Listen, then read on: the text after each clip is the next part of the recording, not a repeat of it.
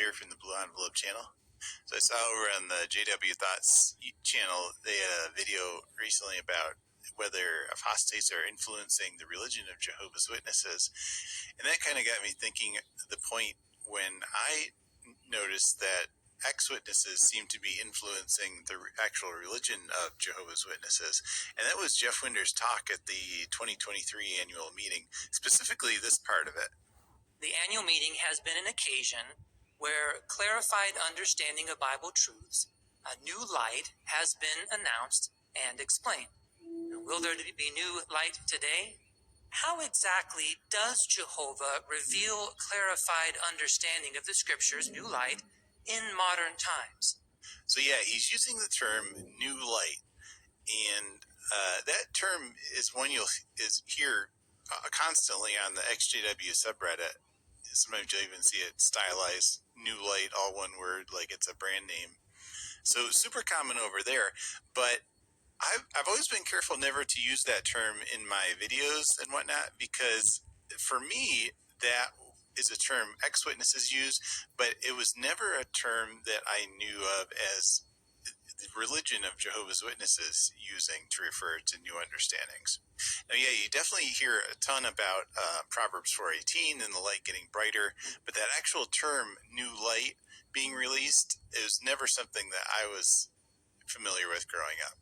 Just to kind of fact check myself, I went on the Watchtower Online Library today to search for that term, new light, and see if it's been used, and that kind of sent me down a bit of a rabbit hole.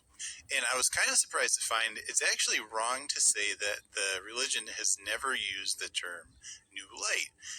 They have used it now and then, mainly back in the 1950s. So the earliest reference that popped up was a 1952 Watchtower, and it was actually used in a negative sense here, talking about people in the congregation who like to speculate about stuff. It says, they seek for something more sensational, for some new light to dazzle unwary listeners. 1953 Watchtower, talking about the assemblies, new light and thoughts are presented. 1954 Watchtower, we are anxious for new light and for new food at the proper time. 1955 Watchtower, new light of truth must be published impartially the world over by God's prophet-like organization. 1955 Watchtower, timely was the new light of truth on the subject of the higher powers published in the 1929 Watchtower. 1959 Watchtower, it's good that not every Watchtower brings new light from Jehovah's Temple. 1960 Watchtower, the great flood of new light published by 1928. And then you don't see that term new light used at all for the next 16 years.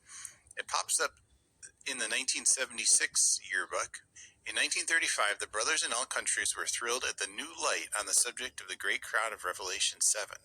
10 years later, we see it used in a negative way again in the 1986 yearbook.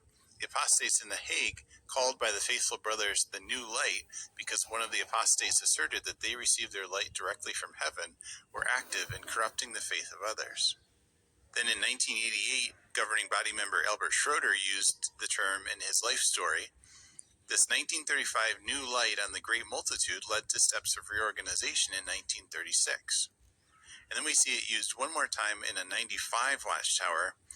No wonder about 3,000 of those who heard this new light explained were so convinced that they got baptized that very day, talking about Pentecost. And that's the last reference you see where new light is used, talking about Jehovah's modern day organization. It was used in the history book, God's Kingdom Rules, which was published in 2014, talking about a group of Bible students back in the 1890s. It says they called their church the New Light Church because the truths that the Bible students taught were viewed as new light on the scriptures. And so until Jeff Winder used the term in his talk last year, it had been 28 years since that term had showed up in Watchtower literature. And that jives with my experience that from the 90s forward, I'd never really heard that term used in the organization. So yeah, when I was formulating this video, I was fully prepared to say that Jeff Winder used that term because ex-witnesses used the term new light, and it kind of filtered backwards into the congregations through PMO witnesses and whatnot, and then gradually filtered upwards until it got to the governing body, and we find him using this term in his talk at the annual meeting. So I guess we can't say that, because you can't say that the organization has never used the term new light, but it's definitely a pretty rare term in the literature. I guess I would be really interested to ask Jeff Winder where he got the term new light and what made him use it in his talk there. I wonder if it's something he got from one of these older Watchtower articles, or if it's a term that's kind of in the zeitgeist of Jehovah's Witness culture, and that's where he got it from, because in that case, that would pretty definitely be linked back to ex-witnesses. All right, well, that's about it. I was just thinking about that today. Hey, thanks for watching. Subscribe if you like, and we'll catch you all in the next video. Take care now.